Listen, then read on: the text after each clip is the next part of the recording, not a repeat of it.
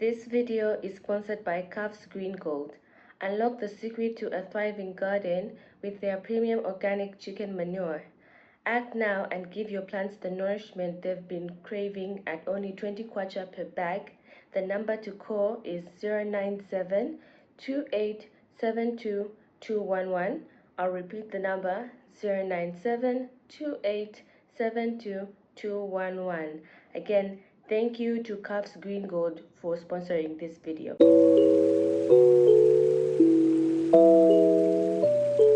Hi, Carol. How are you? Good morning. Good. So, why don't you introduce yourself to our audience so that we know who we are talking to?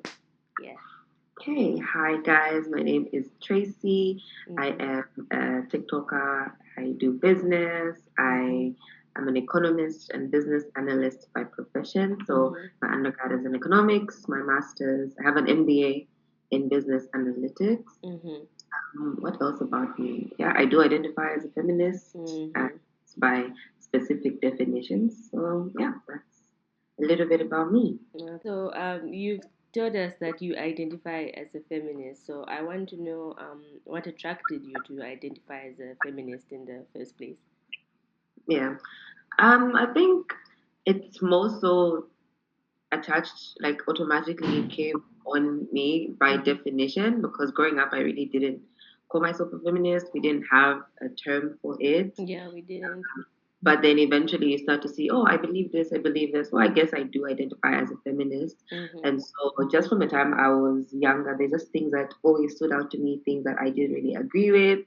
And, growing up in like traditional conservative country like Zambia, Yeah. you see how like the value of women is disproportionate to that of men, and the opportunities that we have, the lifestyle that we just meant to live or told to live is very different from men.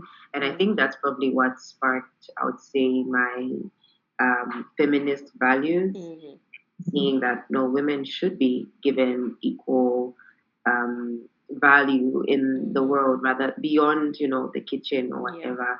So I would say that's kind of where it started from. And then as I grew older, learning more of like policy, especially doing economics, learning like the policy side and the social implications of certain, I think, policies, I'd say, against women and how they work against women. So that's kind of what drew me to identify as a feminist. Okay, yeah, I like that. So in line with that, what challenges do you think, just not even just feminists, but like women in general, still face in Zambia today? I think a lot of women still battle the society's view of what a woman should be and what they want for themselves.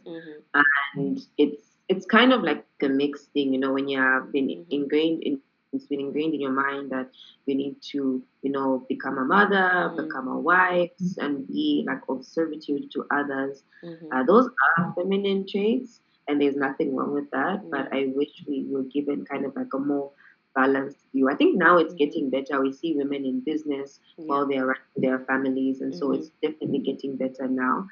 But I still find situations in which even when women are so accomplished, they still feel like their value is rooted in, being domesticated and being in the house. Or some of them still feel inferior to men, but also opportunities in their workspaces.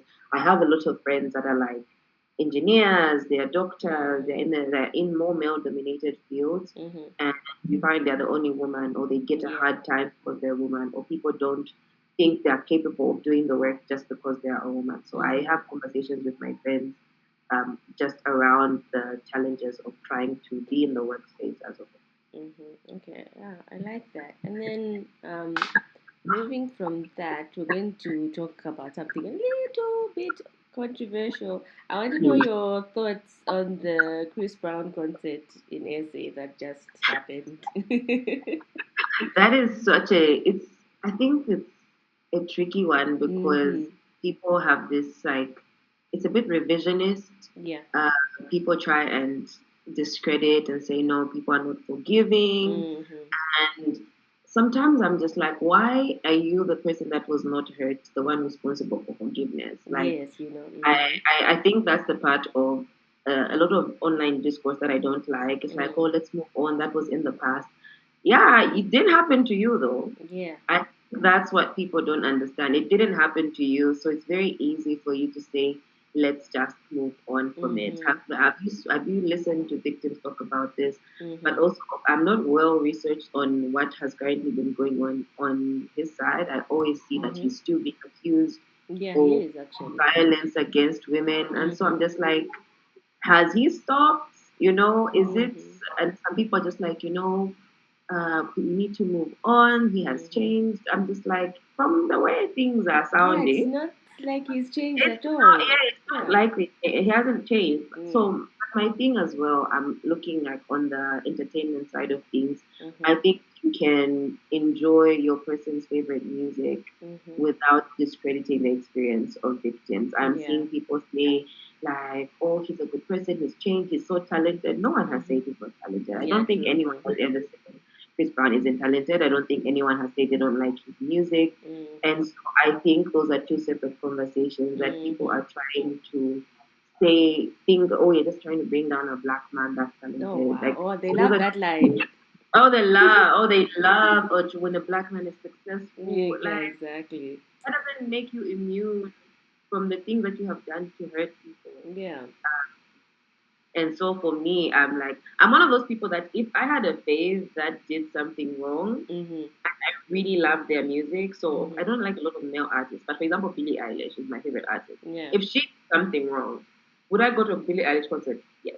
Would I be a little bit low key, maybe embarrassed to post about it? I think I would be more mindful on how I post I see. with Yeah. regard to like people that are victims to their specific crimes. Also, I think another thing that people don't realize is the way you respond to a crime, like for example, in this case, like assault, right? It also sends a message to the people in your circle and saying, are you a safe space for someone to be in this situation to come to you when they're seeing how you're discrediting the experience of somebody else? Yes. And so those are things that I think about when I'm supporting someone that might be a little bit controversial. I'm like, am I sending a wrong message to other people in my circle about whether or not I'm a safe space for them? Okay, yeah, I get that because even I feel like if you have so much empathy for somebody who doesn't even know you, a stranger on the internet, you Right. have all that empathy for them, they would feel as though you're the person in your circle would be like they'll have no empathy for me, someone who's closer who they can see and Yeah. actually have a face-to-face conversation with. Yeah, I think your viewpoint is very valid message to the same young feminists because the whole essence of the platform is that they can come to our the website and find all these resources and information and they have it all in one place rather than us who had to go on Google and really read through and scroll through pages to find the information. So just a message to the young girls, the young ladies. I think for young people, take the time to figure out what your beliefs are, what are your values, and once you have a foundation and you know exactly what you believe for yourself, then you can look at other resources and see how do I live out feminism? How do I support the movement based on my values? Yeah. I think that's how I think of it. The values that my personal values are the way I live out my feminism, Yeah, so I to speak. like that. And so I think because it gets very overwhelming when you just try to learn and you don't know exactly where you are or you don't know what you stand for. So you're going to listen to this person, you're like, oh, that kind of sounds good. You listen to this other person, that kind of sounds good. So you're almost like swayed with whoever is speaking.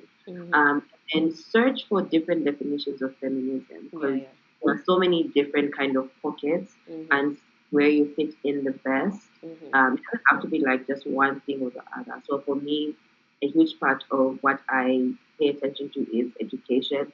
I love the advocacy for education of women, especially in STEM roles. I advocate for women being independent and being their own full and whole person. Yeah. I advocate for equal opportunities for women. And so that's the area of feminism that I'm personally passionate about. And so that's something that I relate to the most. And again, how do you live out your feminism? Do you want to be someone that's right on the front lines? Do you want to start an organization? Or like you guys, where you're mostly, socially trying to engage with feminists. And then for me, it's just how I live my life and how I express my existence as a woman. And that's how I would like women to learn from me. I think speaking out about certain things, like I speak out about being child free and expressing that opinion and seeing and showing other young women that you can do it. Like it's you can live out your life however you want to. Yeah. And so I think that's what I would tell for young feminists. Yeah, I like that, especially your talks on being child free. I feel like in our society in Zambia, being child free is seen as the biggest sin that you could ever have. Even if you don't get married, because also marriage is pretty big here. Even if you don't Yeah. get married, at least have a child. At least. Which At is least. so crazy to me. Like, it's so crazy Yeah. to me. And I think because I grew, like a lot of my friends, I don't know if it's maybe our education and exposure, they don't find it strange. Yeah. And so I'm pretty, like my circle is okay. But then I realized how much of a bubble I'm in when I have a conversation with someone. Like I think it was like 2 weeks ago, it was like a rapid food market, and I met this lady and I was telling her about like being child free. She literally looked at me like I was so crazy. Of course. But also I was very intrigued by her questions because she was just like, so what are you gonna do? And I'm just like, just live life. Yeah, And exactly. she was like, where does your salary go? I just said, okay, just living life. Like she just couldn't comprehend. Like she Yeah. just couldn't make sense out of it. And that was very eye opening for me because of course I'm used to having conversation with like even people on TikTok or in my day-to-day life that like they're surprised, but it's not like too strange. They can see life beyond being a mother. Yes. But genuinely, a lot of people don't. They're just like some of them don't think that's an option. They're just like, what do you mean? Exactly. You don't want a child? Like, what are you going to do now? It was such a strange. It was my first time ever having such a visceral reaction from someone. It was like she was just shocked. Yeah, that there are other options in life. Other talk to you like she was just I was so surprised by her surprise to be honest because no one has ever had that much of a reaction and then that kind of really showed me that there's a huge conversation to be had. And I also finally understood like some people on TikTok that told me they're like, oh, I could never say this in my home, that's a taboo. Yeah, and I was just like, that's so strange. Like, why would that be the case? But I experienced it with a stranger, so I can't imagine in the same home. Yeah. And thank you for being with us once again.